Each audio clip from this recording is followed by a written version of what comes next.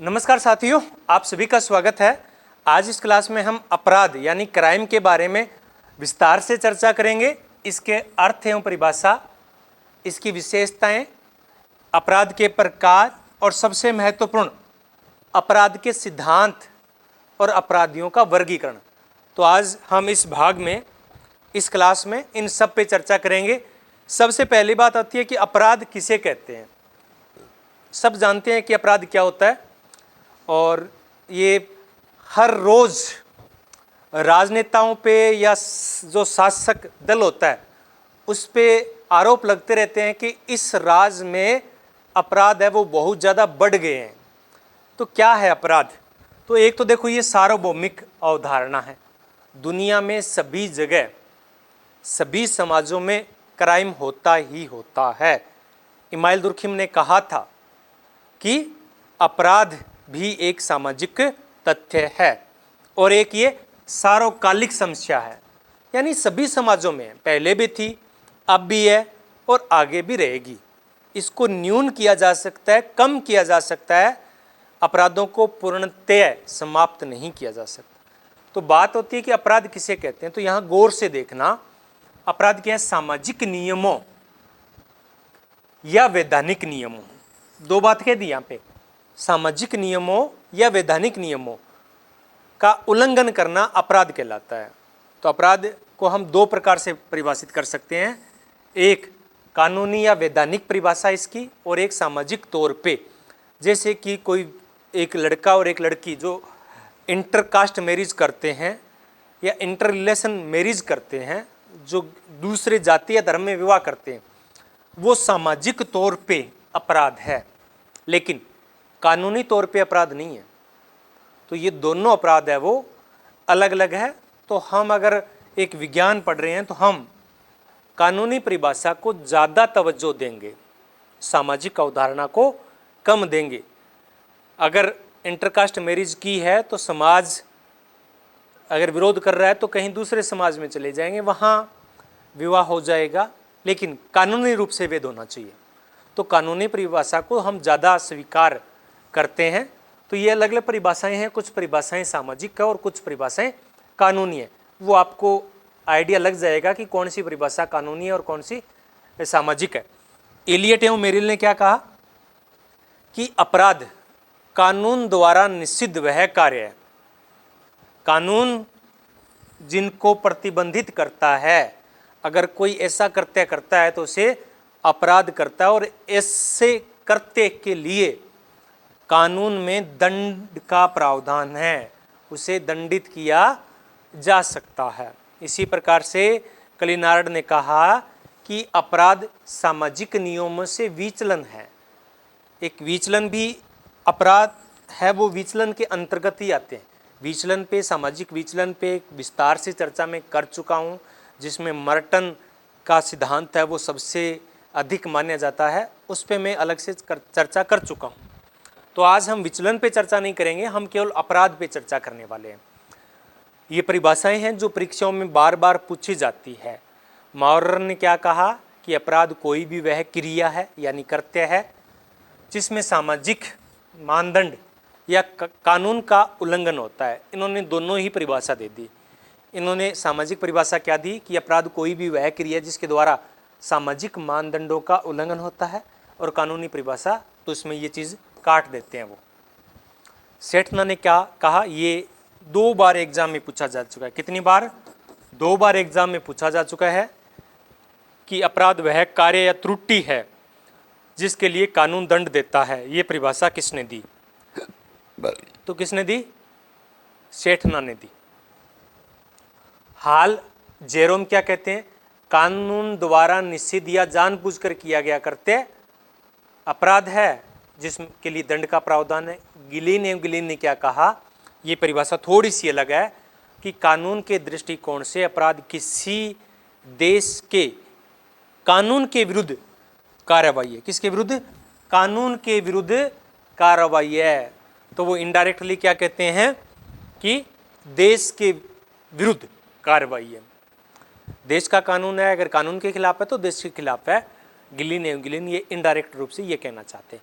अगर हम इसकी विशेषताओं की बात करें तो विशेषताओं ये शायद ऑब्जेक्टिव टाइप प्रश्न में नहीं पूछी जाती है, फिर भी हमें पता होना चाहिए कि ये सामाजिक मानदंड और कानूनों का उल्लंघन करते हैं, ये समय सापेक्ष है, ये समय सापेक्ष है। एग्जाम्पल के तौर पे कि बिहार के अंदर शराबबंदी की गई है। कहाँ की गई है शराबबंदी? बिहार के अंदर। अब पता नहीं मुझे, जैसे 1 अप्रैल मान लेते हैं, अगर 31 मार्च को किया तो अपराध नहीं था, अगर 1 अप्रैल को शराब का सेवन किया तो वो दंड है। इसी प्रकार से स्थान सापेक्ष है। ये बॉर्डर है, एक गांव है इधर पड़ता है, एक गांव इधर पड़ता है, सिर्फ 2 मीटर की दूरी है। कितने मीटर की दूरी है? 2 मीटर की। या एक ही गांव है। कई बार ऐसा भी होता है कि एक ही गांव 2 राज्यों में बंटा हुआ होता है। अगर गांव के इस भाग में शराब पीते हैं तो अपराध है, और इस स्थान पे पीते हैं तो अपराध नहीं है, यानी स्थान सापेक्ष होता है। इसमें दंड का प्रावधान जरूर किया जाता है। ऐसा नहीं है कि क्राइम कर दिया जाए और उसके लिए दंड का प्रावधान नहीं किया जाए। ये सामाजिक एकता एवं व्यवस्था में बाधक है, और दंड का निर्धारण करने वाली भी कोई ना कोई संस्था होता है, जैसे कि न्यायालय है, पहले पंचायतें हुआ करती थी, और ये बिना किसी दबाव के जानबूझकर किया गया करते हैं। अगर कोई मजबूरीवश करवाता है तो वो अपराध की श्रेणी में नहीं आएगा। इसमें आशय होना जरूरी है। क्या होना जरूरी है? आशय, आपराधिक आशय होना जरूरी है। खुद का भाव होना चाहिए कि मैं ये कार्य कर रहा हूं। और लास्ट क्या कहा कि कर्तव्य क्रिया का होना अनिवार्य है। भी अपराध मन मन में सोच लिया तो अपराध नहीं है, लेकिन अगर कर्तव्य किया, एक्शन किया कुछ, तो क्राइम माना जाएगा।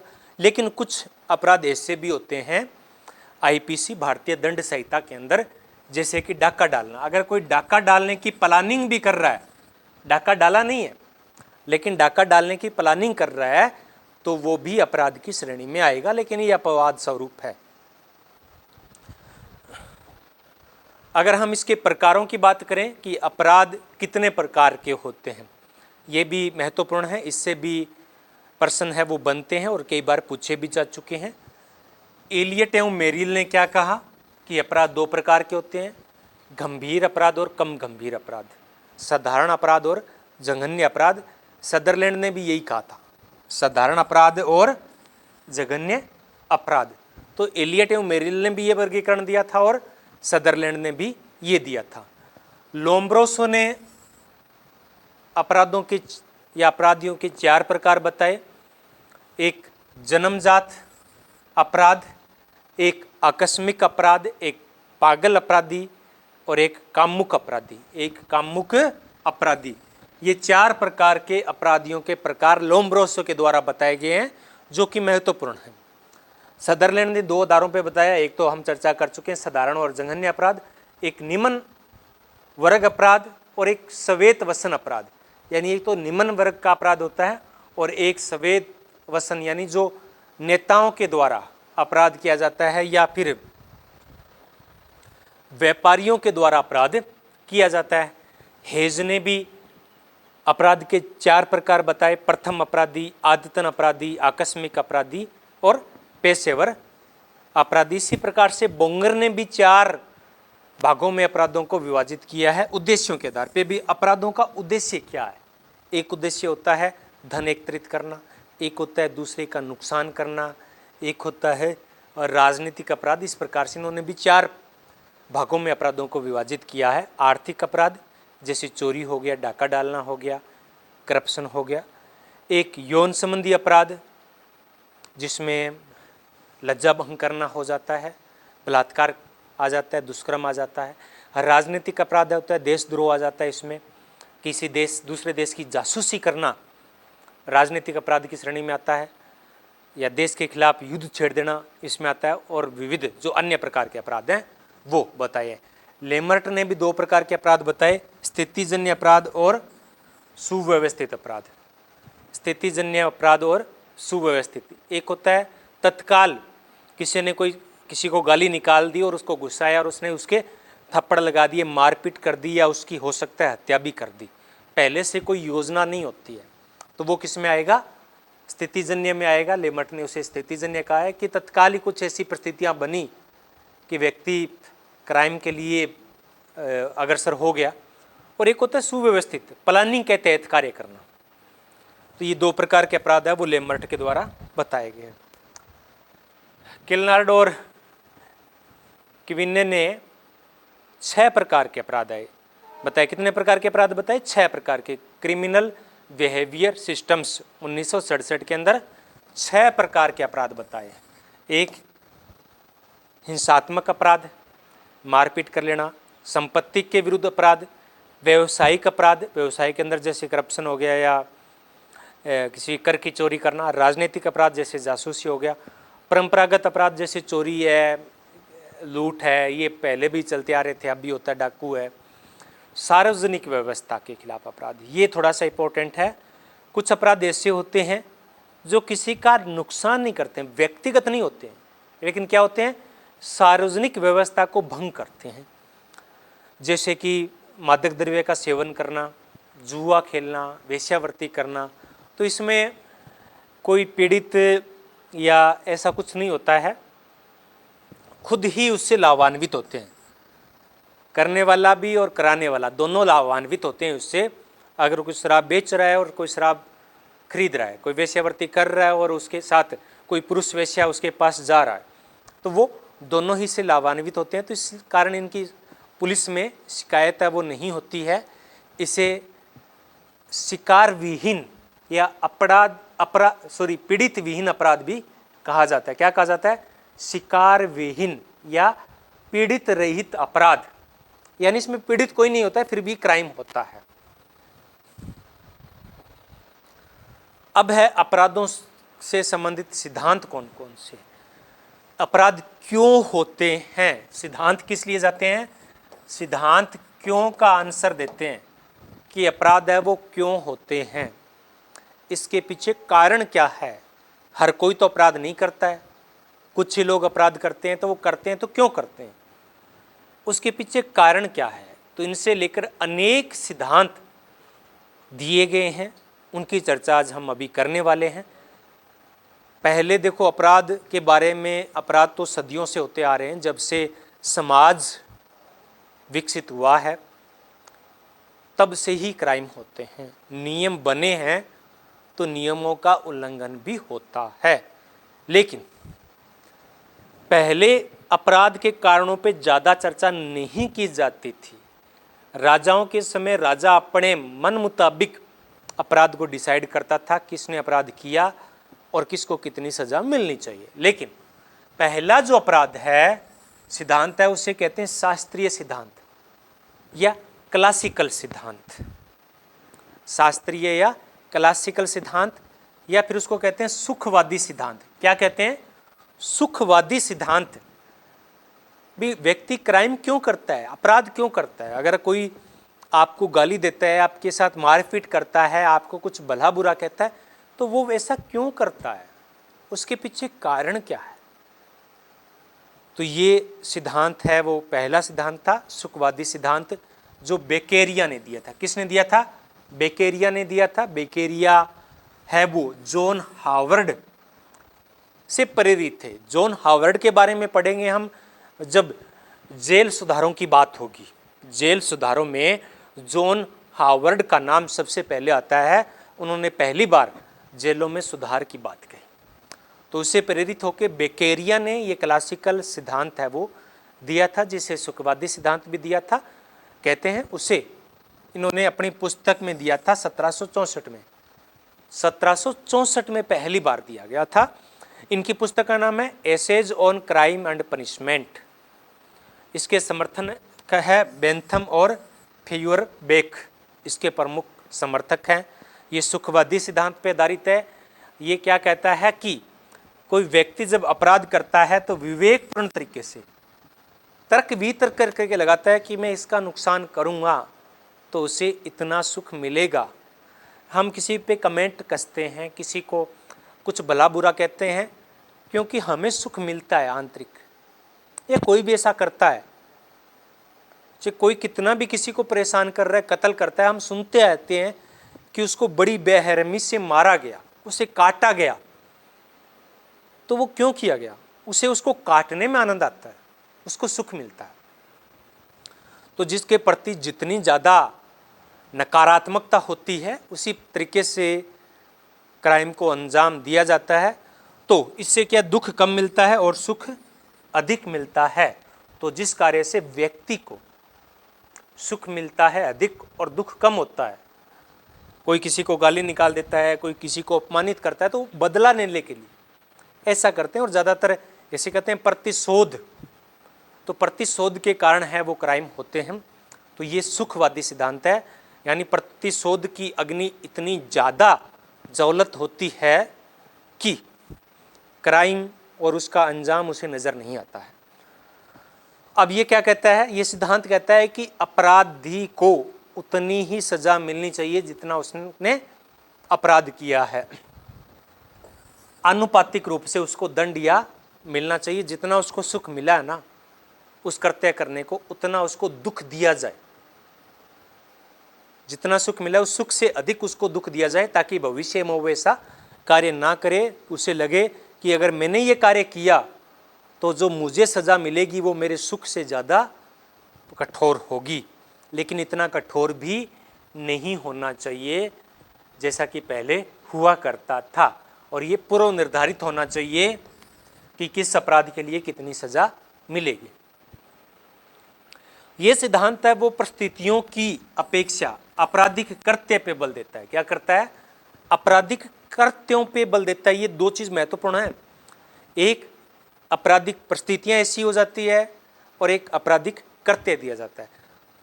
परिस्थितियां हैं तो उसमें व्यक्ति कम जिम्मेवार है, और अगर कृत्य पे हम करते हैं तो उसको करने वाला अधिक जिम्मेवार है। तो ऐसा माना जाता है कि ये जो सिद्धांत है वो सामाजिक संविदा का जो सिद्धांत है रूसों के द्वारा दिया गया था कि हम सब सामाजिक समझौते के तहत रहते हैं। वैसे अलग अलग मनुष्य साथ क्यों रहता है, और राजा को उसने क्यों बनाया, वो प्रजातंत्र में प्रधानमंत्री को क्यों चुनता है, वो राजतंत्र या लोकतंत्र की स्थापना क्यों करता है? क्योंकि एक सामाजिक समझौता है। अगर सब अपने अपने तरीके से रहेंगे तो सबको नुकसान होगा, अगर वो सब एक साथ रहेंगे तब सबको फायदा होगा। तो ये एक सामाजिक समझौता है, संविदा है। और कोई अगर सामाजिक समझौते का उल्लंघन करता है तो वो क्राइम है। किसके अनुसार? इस क्लासिकल सिद्धांत के अनुसार। लेकिन इसमें मानसिक कारणों को, सामाजिक कारणों को, आर्थिक कारणों को कोई महत्व नहीं दिया गया है, इसलिए सिद्धांत की आलोचना भी की जाती है। उसके बाद में सबसे महत्वपूर्ण जो सिद्धांत आता है वो है जैविकीय प्रत्यक्षवादी या प्रारूपवादी सिद्धांत। क्या है? प्रत्यक्षवादी या जैविकीय सिद्धांत। ये सिद्धांत 1876 में लोम्ब्रोसो के द्वारा दिया गया। किसके द्वारा? लोम्ब्रोसो के द्वारा दिया गया था। और लोम्ब्रोसो को अपराध शास्त्र के जनक के तौर पे भी देखा जाता है। फादर ऑफ क्रिमिनोलॉजी, अपराध शास्त्र के जनक कौन है? लोम्ब्रोसो है। और इन्होंने एक कथन कहा था जो कई बार परीक्षाओं में पूछा जा चुका है, अपराध जन्मजात होते हैं। क्या होते हैं? अपराध जन्मजात होते हैं, यानी जन्म से ही आनुवांशिकता के आधार पर तय हो जाता है कि कौन अपराधी होगा और कौन नहीं होगा। तो ये तो सब कुछ ही सामाजिक पक्षों की अवहेलना कर रहे हैं। गेरोफलो और फेरी ने इसका समर्थन किया है। ये सिद्धांत जो कहते हैं ना स्वतंत्र इच्छा, कि व्यक्ति अपनी इच्छा से कार्य करता है, अपराध करता है। क्लासिकलवादी क्या मानते हैं कि व्यक्ति अपनी इच्छा से करता है, कि उसको उससे सुख मिल रहा है, वो उसकी इच्छा से है। लेकिन प्रत्यक्षवादी या जैविक के सिद्धांत कहते हैं कि ये नियतिवाद है, पहले से ही निर्धारित है, नियति ने तय कर रखा है, जन्म से ही निर्धारित हो गया कि कौन अपराधी बनेगा और कौन नहीं बनेगा। तो इसे नियतिवाद का सिद्धांत भी कहा जाता है। इसका निर्धारण है वो गुणसूत्रों के आधार पे होता है। इसलिए और ये सिद्धांत लोम्ब्रोसो ने दिया था। लोम्ब्रोसो इटली के निवासी थे। इटली की सेना में वो एक डॉक्टर थे, और जो सैनिक अनुशासनहीनता करते थे उनका अध्ययन उन्होंने किया। यानी जब इन्होंने सैंपलिंग की, रिसर्च करते हैं तो सैंपल लेने पड़ते हैं, और सैंपलिंग में उन्होंने क्या किया कि जो सैनिक अनुशासनहीनता करते थे उनको शामिल कर लिया, और जो अनुशासनहीनता नहीं करते थे उनको शामिल नहीं किया। यानी कि इनके जो सैंपलिंग थी उनमें ही दोष था। इसको कहते हैं मेथोडोलॉजी दोष कह सकते हैं। तो अपराधी सैनिकों और अनुशासन सैनिकों में उन्होंने अंतर स्पष्ट किया, और कुछ शारीरिक की विशेषता वाले व्यक्तियों को उन्होंने कहा कि ये अपराधी होते हैं। इसलिए इस संप्रदाय को इटालियन संप्रदाय भी कहा जाता है, इटालियन स्कूल भी कहा जाता है। इन्होंने 283 अपराधियों की खोपड़ियों का अध्ययन किया, और इसके आधार पे 15 शारीरिक विशेषताओं का खोजा और कहा कि ये शारीरिक विशेषता है तो ये अपराधी होगा, और ये शारीरिक विशेषता व्यक्ति में नहीं है तो वो अपराधी नहीं होगा। इसे एटाविस्टिक सिद्धांत भी कहा जाता है। पूर्वज प्रत्यावर्ती, यानी पूर्वजों से जो गुणसूत्र मिले थे उसे निर्धारित हो चुका है। तो इसकी भी आलोचना की जाती है कि इन्होंने सामाजिक पक्षों की अवहेलना की है। जैसा कि आइजेंक ने कहा कि अपराध है वो एक सामाजिक अवधारणा है, न कि जैविक अवधारणा। जैसे कि एग्जाम्पल के तौर पे कहते हैं कि दो जुड़वा भाई होते हैं, एक क्राइम करता है दूसरा क्राइम नहीं करता, दोनों की शकल सूरत जैविक विशेषताएं बिल्कुल समान होती है। गोरफलो ने क्रिमिनोलॉजी पुस्तक है उसमें ये शायद 1985 देखना पड़ेगा मुझे, मैं शारीरिक दोषों के स्थान पे मानसिक दोषों को उत्तरदायी ठहराया अपराध के लिए, कि शारीरिक नहीं मानसिक दोष। लेकिन वो मानसिक दोष किससे मिलते हैं? वो भी पूर्वजों से मिलते हैं, जैविक कारणों से मिलते हैं। और फेरी ने क्या किया कि अपराध है वो पर्यावरण और व्यक्तित्व के बीच अंतः क्रिया का फल है। किसके बीच? पर्यावरण एवं व्यक्तित्व है। फेरी ने कुछ सुधार करने की कोशिश की है। इसी से मिलता जुलता जैविकीय ही सिद्धांत एक और है जिसको कहते हैं शारीरिक बनावट सिद्धांत। क्या कहते हैं? शारीरिक बनावट सिद्धांत। ये सिद्धांत मुख्य रूप से 1940 के अंदर सेल्डन के द्वारा दिया गया था। किसके द्वारा दिया गया? 1940 में सेल्डन के द्वारा दिया गया था, और उसमें भी उन्होंने आनुवांशिक तथ्यों को सम्मिलित किया है, और इस अपराधियों के 3 प्रकार बताए। ये 3 प्रकार बताए कि इस प्रकार की शारीरिक विशेषताएं वाले अपराधी है वो किस प्रकार के क्राइम करते हैं। उन्होंने 3 प्रकार बताए। गोलाकार शारीरिक गठन वाले, जिसको उन्होंने एंडोमॉर्फिक कहा। लंबाकार शारीरिक यानी लंबे वाले, एक्टोमॉर्फिक का, और मंझोले यानी बीच वाले, उनको उन्होंने मेसोमॉर्फिक कहा। और कहा कि ये जो मंझोले वाले यानी जिनकी कद काठी मीडियम होती है वो अपराध अधिक करते हैं। तो इन्होंने कहा कि जो गोलाकार होते हैं वो बहिर्मुखी होते हैं, लंबाकार होते हैं वो अंतर्मुखी होते हैं, और जो मझोले होते हैं वो अपराध अधिक करते हैं। इसी प्रकार से हुट्टन ने भी 12 वर्षों तक अध्ययन किया 1939 में,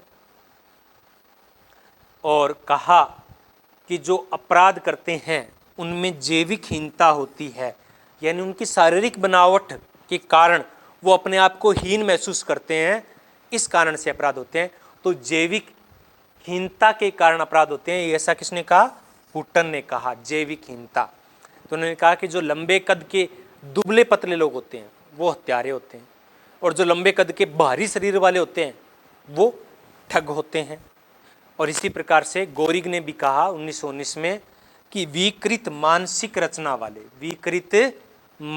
रचना वाले लोग होते हैं वो अपराधी बनते हैं। तो ये शारीरिक बनावट सिद्धांत है। आगे है मनोजैविकीय सिद्धांत। ये केवल जैविकीय सिद्धांत नहीं है, ये साथ में मनोदशों को भी शामिल करता है। मनोजैविकीय यानी जो मन है, माइंड है, उसकी क्या स्थिति है। तो इसमें हेनरी गोगार्ड ने 1919 में ये सिद्धांत दिया था 1919 में हेनरी गोगार्ड, इन्होंने कहा कि जो आनुवांशिक रूप से मंदबुद्धि होते हैं वो क्राइम करते हैं। इसको कहते हैं आनुवांशिक मंदबुद्धि सिद्धांत। जैविक हीनता और मंदबुद्धि दोनों अलग अलग अवधारणाएं हैं। विलियम हिले ने बाल अपराधों को, फ्रायड ने भी ये मनोविश्लेषणात्मक सिद्धांत दिया, ब्रायन सेन ने भी दिया, गोरिंग ने भी कमज़ोर मानसिकता को इसका सिद्धांत माना है। इन्होंने गोगार्ड ने क्या कहा? गोगार्ड ने क्या कहा कि मानसिक हीनता या निम्न आईक्यू, जिनका आईक्यू लेवल निम्न होता है वो संभावित अपराधी होते हैं। वो क्या होते हैं? संभावित अपराधी होते हैं।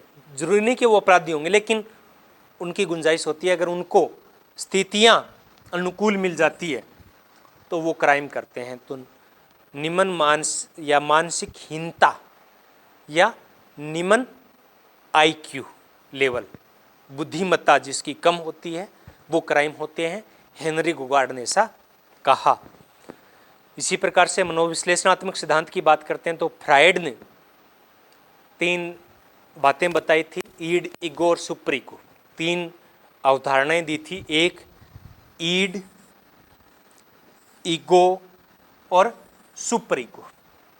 ईड, ईगो और सुपर ईगो, इसके आधार पर इन्होंने मन का विश्लेषण किया था। तो ईड क्या होता है? ईड होता है मन, अचेतन, मूल प्रवृत्तियां। मूल प्रवृत्तियों से कहने का तात्पर्य है कि जो पशुओं में जो प्रवृत्तियां होती है ना, वही मनुष्य का मन सोचता है। तो ईड से तात्पर्य है मूल प्रवृत्तियां, जिसे लिबिडो कहा था। क्या कहा था? लिबिडो। फ्रायड ने क्या कहा था? लिबिडो कहा था। जिसे ईगो का मतलब होता है बुद्धि, चेतन बुद्धि, यथार्थ, वास्तविकता, और सुपर ईगो होता है सामाजिकता। इसको हम अभी थोड़ा डिटेल में समझने का प्रयास करते हैं कि ये फ्रायड का सिद्धांत क्या है। तो ये मूल रूप से ये जो ईड है वो क्या होता है? मूल प्रवृत्तियां होती है, पाशविक इच्छाएं होती है व्यक्ति की। ईड मन कुछ भी सोच सकता है, मन कुछ भी सोचने के लिए स्वतंत्र है। मन आपका चंद्रमा पे पहुंच जाएगा, संभव नहीं है, पहुंच जाएगा। मन ऐसे ऐसे सामाजिक रिलेशन की बात करेगा जो संभव नहीं है। तो ये मन अपना स्वार्थ देखता है। जिसको इंद्रियों को जिसमें आनंद आता है ना, ईड उनका प्रतिनिधित्व करता है। जैसे मिठाई देखी, मिठाई खाने का मन कर गया, अब खाए ना खाए, मन मार के रह जाए, लेकिन मन में तो विचार आ गया कि ये होना चाहिए, कि मिठाई है वो खानी चाहिए। इसी प्रकार से जो यंग लड़के लड़कियां होती है वो लगभग 15-16 साल की एज में विपरीत लिंग के प्रति सोचते हैं कि काश ये हो जाए। तो ये क्या है? मूल प्रवृत्तियाँ हैं। तो ये स्वार्थों का जिसमें सोचने में आनंद आता है, और मन ऐसी ऐसी बातें सोचता है जिसको आनंद तो आता है लेकिन वास्तव में होता नहीं है। तो इसमें क्या होता है? नैतिकता नहीं होती है। ईड के अंदर क्या होता है? नैतिकता नहीं होती है। ईगो ये ईड का चेतन पक्ष है। जब कहता है कि मन क्या कहता है, ईड क्या कहता है कि बहुत शानदार मिठाई है, खानी चाहिए, भूख लगी हुई है। लेकिन ईगो क्या कहेगा? नहीं, सामने मिठाई पड़ी है, कैसे खाऊं, जेब में तो पैसे है नहीं, कैसे खाएगा बंदा? पैसे के बगैर तो ले नहीं सकता, उधार अगला देगा नहीं, चोरी कर नहीं सकता, लूटपाट कर नहीं सकता, कैसे खाएगा? तो वो कहेगा कोई बात नहीं, खाना है तो एक बार छोड़ दूँ, घर से पैसे ला फिर खाना, या ये महंगी है, अपने बस की बात नहीं है, तो इतना बड़ा हो जाए, इतना कमा लेना कि फिर खा लेना। तो इस प्रकार से ईड क्या है कि तर्क करता है, तार्किक पक्ष है। सॉरी, ईगो क्या है? तार्किक पक्ष है। ये सामाजिकता को देखता है कि वास्तव में ये संभव है या नहीं है। और सामाजिकता से तात्पर्य है सुपर ईगो। तो ये सामाजिक मूल्य जो होते हैं, जैसे कि किसी के मन में आया, जैसे युवा अवस्था में अक्सर ऐसा होता है कि कोई लड़का या लड़की कहते हैं कि विपरीत जो जाति है, कास्ट है, दूसरी जाति का, उससे विवाह करने के वो सोचते हैं, प्रेम रिलेशन हो जाते हैं। लेकिन सामाजिक आदर्श क्या कहता है कि नहीं, अपनी ही जाति में विवाह करने हैं, तो फिर कुछ कर भी लेते हैं जिनका ईड क्या कहता है कि विवाह करना चाहिए, जिसका ईड मजबूत होता है वो शादी कर लेता है। ईगो है वो, इसका झुकाव ईड की तरफ हो जाता है, और ईगो का सुपर ईगो की झुकाव तरफ होता है, वो कहता है कि नहीं, जैसा घर वाले कहेंगे वैसे ही करेंगे। तो इसी प्रकार से चोरी की भी बात हो सकती है। कोई अमीर बनना चाहता है, सब चाहते हैं अमीर बनना, कोई चोरी करके कोई डाका डाल के अमीर बनता है, तो वो क्या है, ईगो की ईड है वो की तरफ झुकाव होगा। सुपर ईगो कहता है कि नहीं, मेहनत करके अपनी मेहनत की कमाई से अमीर बनो।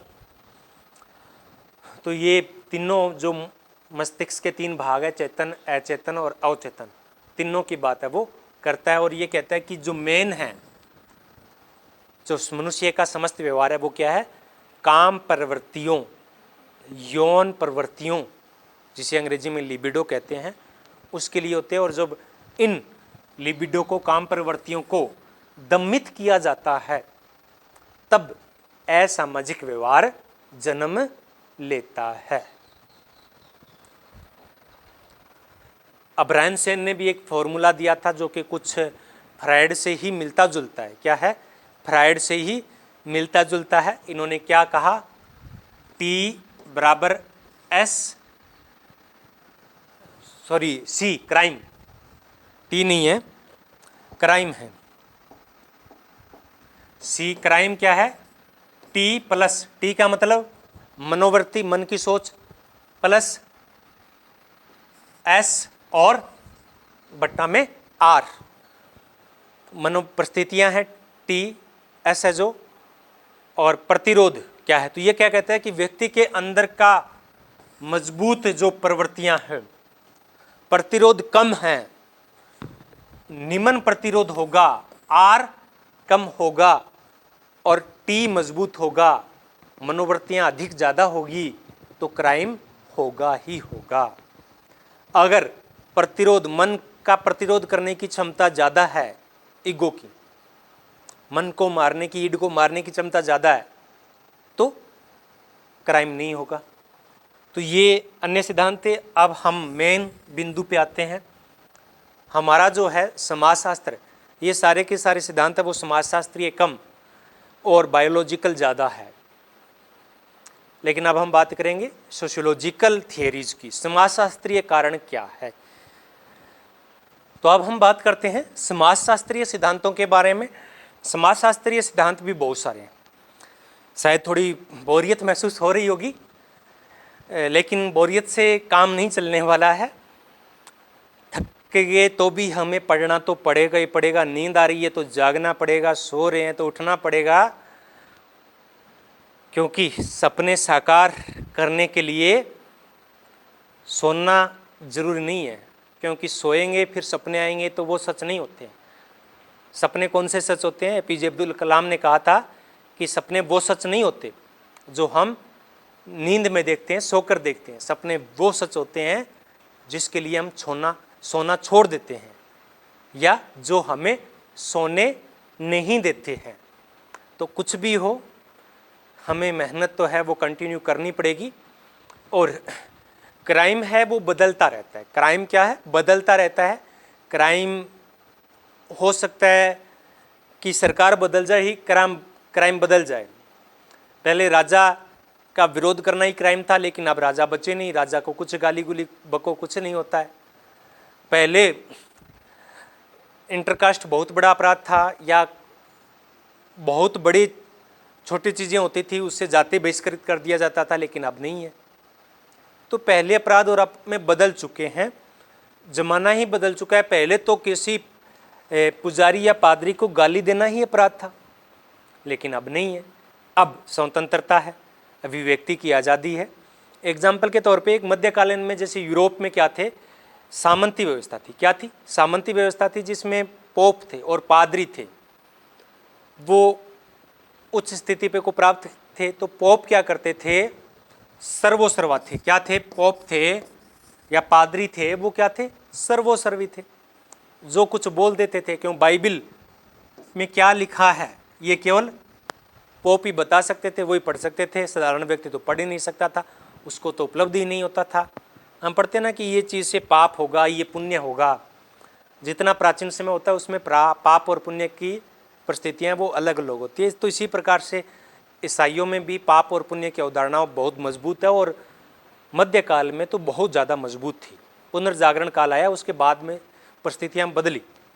तो उस समय क्या है कि पादरियों ने अपने लाभ के लिए स्वर्ग के टिकट काटने शुरू किए थे। किसके? स्वर्ग के टिकट काटने शुरू कर दिए थे अपने लाभ के लिए। और वो 100 रुपये लेते थे, जो भी मुद्रा थी उनकी 100 रुपये में स्वर्ग के टिकट काटते थे कि हमसे 100 रुपये में स्वर्ग का टिकट कटा लो, आपको पाप लगेगा ही नहीं, हमेशा पुण्य लगेगा, नरक मिलेगा ही नहीं, स्वर्ग मिलने वाला है। तो एक कोई डाकू था, तो वो दिन में जाता है पादरी के पास, कहता है कि मुझे एक स्वर्ग की टिकट चाहिए। तो उसने कहा ठीक है कोई बात नहीं, ये 100 रुपये लाओ और स्वर्ग की टिकट ले जाओ। तो उसने स्वर्ग की टिकट ले ली और वो चला गया। रात को पादरी साहब सो रहे थे, तो उसके घर में डाका डाल दिया उसने। आ गया और उसको गर्दन पे चाकू रख के बोला कि जो भी माल है बाहर निकाल, दिन में तूने बहुत स्वर्ग के टिकट काटे हैं। तो वो पादरी बोलता है कि तुझे नरक मिलेगा। तो वो कहता है कि उस बात की कोई टेंशन नहीं है, मैंने स्वर्ग का टिकट आज ही आपसे दिन में कटवाया है। तो उस समय स्वर्ग और नरक भी अपराध की श्रेणी में आते थे, लेकिन अब कुछ ऐसा नहीं है। तो हम समाजशास्त्रीय सिद्धांतों की बात करें तो सबसे महत्वपूर्ण नाम आता है सदरलैंड का। विवेदक साहचर्य सिद्धांत इसको कहते हैं कि अपराध है वो क्या है? सीखा हुआ व्यवहार है। अपराध सीखा हुआ व्यवहार है। लोम्ब्रोस ने क्या कहा? अपराध जन्मजात व्यवहार है। वैसे ये फेरी ने कहा था, लेकिन लोम्ब्रोसो का माना जाता है। तो अपराध सीखा हुआ व्यवहार है, ये किसने कहा? सदरलैंड ने कहा। इनकी एक पुस्तक है the principles of criminology. The principles of criminology में इन्होंने ये सिद्धांत दिया था। विभिन्न साहचर्य सिद्धांत, जिसे सीखा हुआ सिद्धांत भी कहते हैं। तो ये कहते हैं कि अपराधी है वो क्या है? जन्मजात नहीं होते, बल्कि सामाजिक संरचना ऐसी होती है कि कुछ लोग, जिस प्रकार से समाजीकरण होता है, एक बच्चा समाज के नीति नियमों को सीखता है, उसी प्रकार से जो अपराधी करता है वो समाज से ही अपराधी व्यवहार सीखता है। वो अपने आप कुछ नहीं सीखता है, अपराधी व्यवहार समाज की देन है। ये सदरलैंड का कथन है। इसी प्रकार से अनुकरण का सिद्धांत है। ये सिद्धांत गैब्रियल टार्डे ने दिया था। अनुकरण यानी जो बड़े लोग हैं, आपराधिक लोग हैं, उनका अनुकरण करते हैं छोटे लोग, छोटे अपराधी, तो इसे अनुकरण का सिद्धांत कहते हैं। टार्डे ने कहा। तो वो सीखा व्यवहार है, ये अनुकरण है। सीखते किससे हैं? सुझाव से सीखते हैं, अनुकरण से सीखते हैं। तो ये अनुकरण का सिद्धांत है। इसी प्रकार से वैविध्य पहचान, विभिन्न पहचान का सिद्धांत, तो ये क्या? ये सिद्धांत है वो डेनियल ग्लेजर ने दिया। किसने दिया? डेनियल ग्लेजर ने दिया। ये सदरलैंड का ही सिद्धांत है, जिसमें वो कहते हैं कि ऐसा नहीं है कि सभी संपर्क भी, कोई एक अपराधी है और उस अपराधी से 4 लोग उसके संपर्क में आए तो चारों के चारों अपराधी बन जाएंगे, ऐसा नहीं है।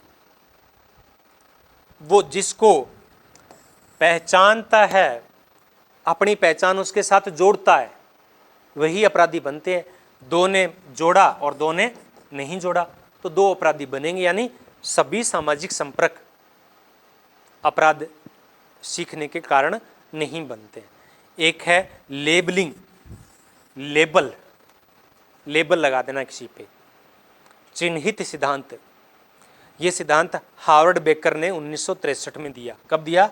1963 में हार्वर्ड बेकर ने अपनी पुस्तक आउटसाइडर्स, पूरा नाम है studies in the sociology of deviance, विचलित समाजशास्त्र का अध्ययन। और लेमर्ट ने भी इस सिद्धांत का प्रयोग है वो किया है। अब हार्वर्ड बेकर क्या कहते हैं कि अपराध तो बहुत सारे लोग करते हैं, लेकिन कुछ अपराधियों पे ठप्पा लगा देते हैं, लेबल लगा देते हैं कि ये अपराधी है। जैसे कि घर में 2 लोग होते हैं या 4 लोग होते हैं, तो दोनों एक जैसे काम करते हैं, लेकिन कुछ लोग हैं वो नज़रों में आ जाते हैं किसी के, उस पर क्या कर देते हैं कि ये तो कामचोर है। क्या है? कामचोर है। घरों में आमतौर पे ऐसा होता है, जब दो भाई बहन होते हैं, एक जैसा काम करते हैं, लेकिन एक अपने काम को बढ़ा चढ़ा के बोल देता है और वो लोगों के नज़रों में आता है, उनको लगता है कि ये तो बहुत कार्य कर रहा है। दूसरा हो सकता है उससे ज़्यादा कार्य करे लेकिन वो नज़रों में नहीं आता है, तो वो क्या है? कामचोर। उस पर किसका ठप्पा लग गया? कामचोर। और धीरे धीरे वो काम चोरी करना शुरू कर देता है। इसी प्रकार से ये कहते हैं कि क्राइम तो बहुत सारे लोग करते हैं, लेकिन कुछ पे समाज ठप्पा लगा देता है, लेबल लगा देता है, चिन्हित कर लेता है, लेकिन ये नहीं कहते कि कुछ करते क्यों हैं। और इसी प्रकार लेमर्ट ने भी प्राथमिक और द्वितीयक विचलन कहा है। क्या कहा है? प्राथमिक और द्वितीयक विचलन। प्राथमिक विचलन यानी व्यक्ति प्रथम बार अपराध क्यों करता है। द्वितीयक है जो लेबल है, भी कोई व्यक्ति को कामचोर का ठप्पा लग गया तो वो कामचोर स्टार्ट कर देता है, तो ये द्वितीयक विचलन है क्योंकि उस पर ठप्पा लग चुका है। और कहते हैं कि पहली बार उसने कामचोरी क्यों की, तो उसको लेमर्ट ने प्राथमिक कहा है, और ठप्पा लगने के बाद जब कोई अपराध करता है तो उसे द्वितीयक अपराधी कहा है। लेमर्ट की ये उदाहरणा है। अपराध क्षेत्र का उदाहरण ये क्लिफोर्ड शा ने दिया, और साथ में हेनरी मेके और क्लिफोर्ड शा में अपराधी क्षेत्र का सिद्धांत दिया। कौन सा? अपराधी क्षेत्र का, कि कुछ ऐसे क्षेत्र होते हैं जो अपराधी क्षेत्र होते हैं, उनमें जो भी होता है वो अपराध में लिप्त हो ही जाता है। ये 1942 में इन्होंने दिया था, और ये रियलिटी होती है। जैसे कि एग्जाम्पल के तो कोई भी शहर, उस पे अपराध का क्षेत्र बोल देते हैं। जैसे कि मैं जहाँ रहता हूँ वहाँ पे एक मोहल्ला है, छजगरिया मोहल्ला, उस पे कहते हैं कि वहाँ जितने भी लोग रहते हैं उन पे, उस मोहल्ले पे लगता है कि वहाँ छोटा सा बच्चा है वो चोरी करना सीख जाता है, वो नशीले पदार्थों का तस्करी करना सीख जाता है, तो वो एक क्षेत्र हो गया, मोहल्ला हो गया। इसी प्रकार से प्रत्येक शहर के अंदर एक मोहल्ला होता है, एक आपराधिक क्षेत्र होता है। तो इसको पारिस्थितिक सिद्धांत भी कहते हैं। क्या कहते हैं? पारिस्थितिक सिद्धांत भी कहते हैं कि पारिस्थितिकी यानी एक इन्वायरमेंट बन जाता है उस क्षेत्र का। और ये साधारण लोग नहीं होते हैं, ये जो अपराध इलाका होता है ये क्या होता है? निम्न होता है। इसकी जो आर्थिक स्थिति होती है वो क्या होती है? निम्न होती है। ये उच्च लोग नहीं होते, निम्न वर्गीय लोग होते हैं, और इनमें अपराध की दर वो सर्वाधिक होती है। क्या होती है? अपराध की दर वो सर्वाधिक होती है। ये शिकागो संप्रदाय की देन है। पारिस्थितिकी सिद्धांत किसको कहते हैं? शिकागो संप्रदाय के सिद्धांत को पारिस्थितिकी सिद्धांत कहते हैं, और क्लिफोर्ड शा ने इसे अपराधी क्षेत्र सिद्धांत कहा है। तो ये क्या होते हैं कि चलो इसका आगे विस्तार से वर्णन हम करेंगे जब कोहन इसको और अधिक विस्तार से बताते हैं। अनोमी सिद्धांत या व्याधिकीय सिद्धांत, तो ये कई बार आ जाता है कि सर ये सिद्धांत है वो मर्टन ने, आपने क्या कहा कि मर्टन ने दिया, लेकिन ये सिद्धांत है वो दुर्खिम ने दिया। तो देखो, अनोमी का सिद्धांत है वो दुर्खिम ने भी दिया और मर्टन ने भी दिया। दुर्खिम ने the division of labour in society, the division of labour in society 1893 में ये सिद्धांत है वो दिया था। अनोमी का सिद्धांत दिया था, और इससे डिटेल में प्रश्न भी आया था। अब की बार चलो मैं उसको शामिल करूँगा PDF के अंदर। उसमें आया था कि किस पुस्तक में इन्होंने अनोमी की अवधारणा दी थी। तो एक तो the division of labour in society हो गई, और एक पुस्तक का नाम और था, थोड़ा अच्छा क्वेश्चन था वो, अभी मुझे याद नहीं आ रहा है। तो ये क्या कहते हैं कि व्यक्ति द्वारा समाज के निर्धारित मानदंडों की अवहेलना करना, व्यक्ति द्वारा समाज के निर्धारित मानदंडों की अवहेलना करना, यानी प्रतिमान जो सामूहिक प्रतिनिधित्व है उनका उल्लंघन अनोमी है, विचलन है। इसे विचलन सिद्धांत भी कहते हैं। और उसके बाद में 1838 में मर्टन ने इसकी विस्तार से वर्णन किया और कहा कि जब सांस्कृतिक लक्ष्यों और संस्थागत साधनों सांस्कृतिक लक्ष्यों और संस्थागत साधनों में विसंगति आती है तब विचलन होता है। 5 प्रकार के विचलन उन्होंने बताए थे, जिसकी मैं चर्चा डिटेल से चर्चा कर चुका हूं, जिसका नाम है सामाजिक विचलन। ये टॉपिक का नाम है जिस पे मैं एक अलग से क्लास बना चुका हूं, तो यहाँ पे डिटेल में चर्चा हम नहीं करने वाले हैं। उपसंस्कृति सिद्धांत ये कोहन ने दिया। कोहन ने कॉर्नर बॉय, एक कॉर्नर बॉय की अवधारणा दी थी। कॉर्नर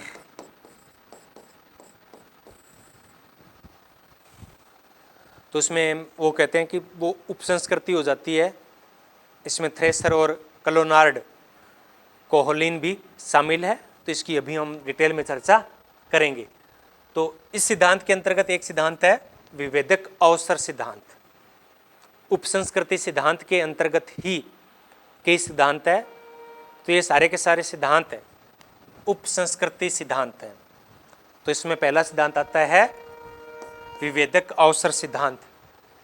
क्लोनार्ड और होलिन ने 1960 में अपनी पुस्तक डेलिंक्वेंसी एंड अपॉर्चुनिटी में यह सिद्धांत दिया और 3 प्रकार की अपराधी उपसंस्कृतियों की चर्चा की। कितने प्रकार की? 3 प्रकार की अपराधी उपसंस्कृतियों की चर्चा की। ये सिद्धांत क्या है? उपसंस्कृति सिद्धांत। एक उन्होंने कहा कि अपराधी उपसंस्कृति जैसे कि धन कमाना, ये मुख्य रूप से निम्न वर्गीय जो समुदाय होते हैं उनमें देखने को मिलती है। जिससे उन्होंने कहा था ना, अभी हम चर्चा कर रहे थे, शाह ने कहा था कि आपराधिक क्षेत्र, तो ये उसी से मिलता जुलता है कि वहाँ के लोग हैं वो क्या होते हैं? गरीब होते हैं, अमीर बनना चाहते हैं, संस्थागत साधन उनको अनुमति नहीं देते हैं, फिर वो शॉर्टकट अपनाते हैं। एक है संघर्ष उपसंस्कृति, अपराधी उपसंस्कृति, संघर्ष उपसंस्कृति जिसमें हिंसा करना, किसी के साथ मारपीट करना, गाली गलौज करना, ये शामिल है। और एक होती है पलायनवादी उपसंस्कृति, जो किसी को कुछ नहीं कहते हैं, वो क्या करते हैं? पलायन हो जाते हैं। संस्थागत साधनों और सांस्कृतिक लक्ष्यों दोनों को नकार देते हैं। तो इसकी चर्चा मैं कर चुका हूँ डिटेल के अंदर, विचलन वाले टॉपिक के अंदर। तो 3 प्रकार की उपसंस्कृति बताई, अपराधी उपसंस्कृति, संघर्ष उपसंस्कृति और पलायनवादी उपसंस्कृति।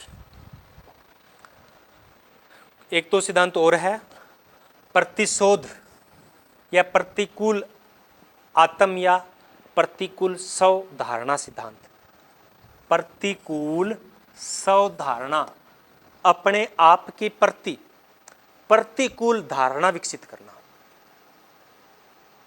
कि मैं तो ऐसा ही हूँ, मुझे समाज से प्रेम नहीं मिल रहा है, और वो फिर धीरे धीरे आपराधिक उपसंस्कृतियों की तरफ चले जाते हैं और क्राइम कर लेते हैं। इसे प्रतिरोध या प्रतिकूल, खुद के प्रति बुरा सोचना, ये सिद्धांत है वो किसने दिया? वाल्टर रेकलेस ने दिया। इसी प्रकार से टॉफ्ट का सिद्धांत है संस्कृति सिद्धांत। ये कहते हैं कि जो भौतिकवादी संस्कृति है, भारतीय संस्कृति क्या है? आध्यात्मिक संस्कृति है। तो ये कहते हैं कि जो भौतिकवादी संस्कृति है उनमें अपराध अधिक होते हैं। टॉफ्ट का ये सिद्धांत है। एक है तटस्थीकरण प्रविधि सिद्धांत। तो ये सिद्धांत है वो 1964 के अंदर डेविड मात्जा और साइकस के द्वारा दिया गया।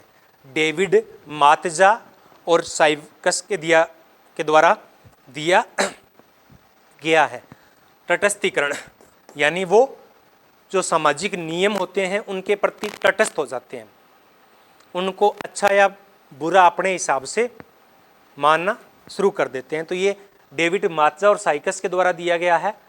तो ये क्या है कि विचलित व्यवहार को, अपराधी क्या है? अपने विचलित व्यवहार को तर्क संगत ठहरा सकते हैं, लेकिन वो समाज के अनुकूल है, लेकिन फिर भी वो क्या होते? अपने आप को तर्क संगत ठहराते हैं। एग्जाम्पल के तौर पे एक गरीब व्यक्ति है और एक ही अमीर व्यक्ति है, अब ये क्या करता है कि उसकी सैलरी तो देखो 10,000 रुपये है और इसकी मजदूरी है 5,000 रुपये। ये सरकारी कर्मचारी है और ये एक मजदूर है। अब ये क्या करता है कि करप्शन इतना ज़्यादा करता है, करप्शन इतना ज़्यादा करता है, लोगों से इतनी ज़्यादा रिश्वत लेता है कि वो अपनी इनकम को 20 गुना बढ़ा लेता है। 10,000 है लेकिन महीने के 2 लाख रुपए कमा रहा है और ये जो है वो 5,000 रुपये कमा रहा है। दोनों में क्या होता है, जब ये सोचता है कि इसने भी तो अपराध ही किया ना, करप्शन किया है, तो ये क्या करता है कि इसके घर में डाका डाल देता है और कुछ चोरी कर लेता है। अब वो चोरी को गलत नहीं बताएगा, क्या कहेगा कि इसने तो गलत तरीके से कमाया है ना, मैं भी तो गलत तरीके से कमा लेता हूँ। तो इस प्रकार से वो तटस्थ अपना लेते हैं, तटस्थ अपना लेते हैं और अपने कार्यों को तर्कसंगत ठहराते हैं। तो इसमें उन्होंने 5 प्रकार की तटस्थता की बात की। उत्तरदायित्वों को नकारना, आघात को नकारना, शिकार को नकारना। भी चोरी हुई है तो क्या कहेगा कि चोरी तो इसने कौन सा अपने घर से कमाया है, चोरी करके ही तो कमाया है। निंदकों को नकारना, कोई अगर इसकी निंदा करेगा तो कहेगा इसमें क्या गलत कर दिया। और उच्च निष्ठा के लिए निवेदन, ये 5 प्रकार की निष्ठा इन्होंने बताई है। एक है मूल्य अधिष्ठापन या अपराधी उपसंस्कृति सिद्धांत।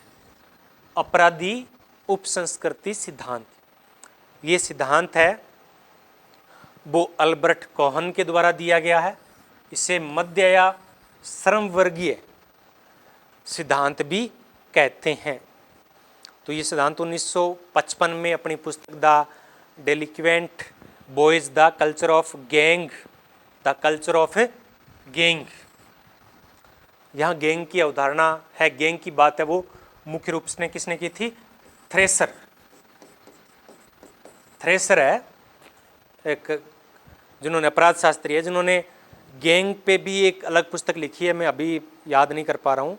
गैंग से रिलेटेड उन्होंने सिद्धांत दिया था और एक पुस्तक भी लिखी थी जिसमें गैंग की बात है वो आती है। तो थ्रेसर है वो गैंग से संबंधित है और ये भी इनडायरेक्ट रूप से गैंग की ही बात कर रहे हैं। तो ये क्या कहते हैं,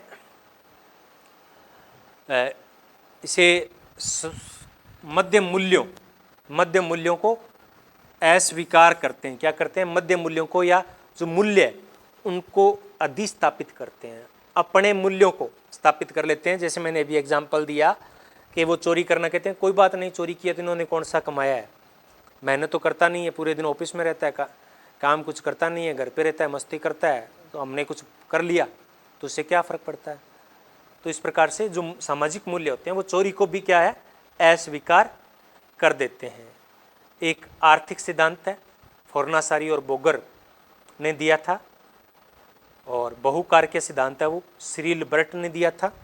तो सिद्धांत तो और बहुत सारे हैं, बहुत सारे सिद्धांत हैं जिनको अगर मैं कराना चाहूँ तो आप कंफ्यूज हो जाओगे। तो एक बार जितने करवाए हैं उतने कर लो। नेक्स्ट वीडियो में मैं जो बचे हुए सिद्धांत हैं उनको लाने का प्रयास करूँगा। एक दो और अभी जो शॉर्ट में है, जो मैंने थ्रेसर की बात की, कोहेन का भी डिटेल में है, तो इसको हम आगे और चर्चा करेंगे। एक सिद्धांत है भौगोलिक सिद्धांत। क्या सिद्धांत है, भौगोलिक सिद्धांत। ये क्वेटलेट एंड गवेरी, मॉन्टेस्क्यू, लेकेसन, क्रोप्टोकिन ने सिद्धांत दिया है। ये जलवायु, तापमान आदि को यानी भौगोलिक स्थितियों को अपराध के लिए उत्तरदायी मानते हैं। जैसे कि फ्रांसीसी विचारक मॉन्टेस्क्यू ने क्या कहा कि जैसे जैसे हम भूमध्य रेखा के पास जाते हैं अपराध बढ़ते जाते हैं, और जैसे जैसे भूमध्य रेखा की तरफ बढ़ते हैं शारीरिक अपराध अधिक होते हैं, और ध्रुवों की तरफ बढ़ते हैं संपत्ति संबंधी अपराध अधिक होते हैं। इसी प्रकार से क्वेटलेट एंड गवेरी ने ताप संबंधी सिद्धांत दिया कि तापमान ज़्यादा होता है तो शारीरिक अपराध होते हैं, हिंसक अपराध ज़्यादा होते हैं, और कम होता है तो चोरी संबंधी अपराध अधिक होती है। लेकेसन ने आपराधिक कैलेंडर है वो जारी किया और कहा कि शिशु हत्या, भ्रूण हत्या वो जनवरी से अप्रैल में अधिक होती है। नर हत्या यानी हत्या की घटनाएं वो जून जुलाई में अधिक होती है। संपत्ति के विरुद्ध अपराध है वो दिसंबर जनवरी यानी शीतकाल में ज़्यादा होते हैं। तो ये प्रमुख आपराधिक सिद्धांत थे। 2-3 छूट गए हैं, मैं अगले वीडियो में उसको पूरा करने का प्रयास है वो करूँगा। अब हम बात कर लेते हैं अपराध या अपराधियों का वर्गीकरण। वैसे हम कर चुके हैं, लेकिन कुछ सामान्य अपराध होते हैं। वर्गीकरण जो थिंकर्स के थे वो तो हम पहले चर्चा कर चुके हैं। अब जैसे कि पेशेवर या प्रोफेशनल क्राइम, प्रोफेशनल अपराधी, पेशा, जिन्होंने व्यवसाय ही अपना पैशन बना लिया है, अपना पैसा बना लिया है, जिसने व्यवसाय के रूप में पैसे को अपना लिया है, यानी आजीविका के मुख्य साधन के रूप में आपराधिक क्रियाओं को शामिल किया है। जैसे कि वो क्या करते हैं, किसी को मारपीट या हत्या के लिए क्या करते हैं, पैसे लेते हैं, उनकी कत्ल कर देते हैं, पैसे ले लेते हैं और फरार हो जाते हैं। उनका पैसा ही वो है, तो उसे पेशेवर अपराध कहते हैं। वाटर रेकलेस ने इनको क्या कहा है कि कैरियर अपराधी, यानी कैरियर के तौर पे उन्होंने अलग अलग कैरियर अपनाते ना, तो उन्होंने अपराध को ही कैरियर अपना लिया। जैसा कि हम हिस्ट्री के अंदर पढ़ते हैं, वो कौन सा डाकू था, अंगुलीमाल, तो उसका व्यवसाय क्या था, डाका, लूटना, तो वो इसको जीविकावर्त या कैरियर अपराधी रेकलेस ने कहा है। व्हाइट कॉलर अपराध, यह जो अपराध की उदाहरण है वो 1939 के अंदर सदरलैंड ने दी थी। व्हाइट कॉलर या सफेदपोश अपराध, तो एक ऐसा अपराध जो व्यवसाय, अब ये प्रोफेशनल अलग है और ये अलग है। इसमें क्या है कि प्रोफेशनल तो कुछ और है, पैसा तो कुछ और है। जैसे कोई एक जेईएन है, एईएन है, पुलिस में है, प्रशासन में कहीं भी हो सकता है, तो वो क्या होता है, उसका व्यवसाय वो है। लेकिन वो जब भी कोई बात आती है तो उससे क्या करते हैं, पैसा मांगते हैं। वो क्या होगा, सफेदपोश, व्हाइट कॉलर, या नेताओं के द्वारा, बड़े बड़े नेता होते हैं वो करते हैं, जैसे अपने घोटाले होते रहते हैं। वफोर्स का नाम सुना हमने, 2G का सुना हमने, कॉमनवेल्थ का सुना, तो इस प्रकार के जो होते हैं वो क्या है, व्यवसायिक सफेदपोश अपराध होते हैं या व्हाइट कॉलर अपराध होते हैं। यानी ये जो समाज में जिनकी प्रतिष्ठा है वो क्या होती है, उच्च होती है, और फिर भी वो अपराध करते हैं। बाल अपराध, 7 वर्ष से कम आयु से, 7 वर्ष से अधिक, 7 वर्ष से कम आयु का अगर कोई क्राइम करता है तो वो अपराध नहीं मानता। 7 वर्ष से अधिक, और जो भी किसी देश द्वारा निर्धारित आयु है उससे कम, जैसे कि भारत में 16 वर्ष लड़कों के लिए और लड़कियों के लिए 18 वर्ष तो उसको क्या कहेंगे, बाल अपराध कहते हैं। आगे है संगठित ऑर्गेनाइज्ड अपराध।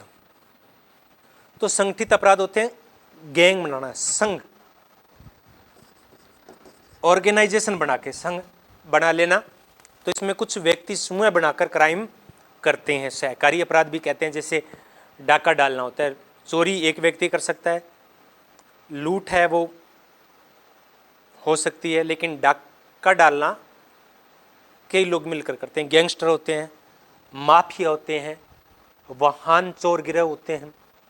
तो वाहन चोर गिरोह में क्या होते हैं, कई लोग होते हैं, चुराने वाले अलग होते हैं, उसको बेचने वाले कुछ अलग होते हैं, उनको माल को ठिकाने वाले लगाने वाले होते हैं। इसी प्रकार से हनी ट्रैप गिरोह है, आजकल ये ज़्यादा चर्चा में आ रहा है। हनी ट्रैप, लड़कियां होती है कुछ, उसमें पुरुष होते हैं, वो किसी शिकार को फंसाते हैं और जब वीडियो रिकॉर्ड कोई और करने वाला होता है, फिर उनसे पैसे मांगने वाला कोई और होता है, तो इसे संगठित अपराध कहते हैं। आदतन अपराधी, जो बार बार अपराध करने का आदी हो। इसी प्रकार से फेरी ने भी अपराध के 4 प्रकार बताए, पागल, जन्मजात, अभ्यस्त और कामुक। अलेक्जेंडर ने 2 प्रकार बताए, आकस्मिक और दीर्घकालिक।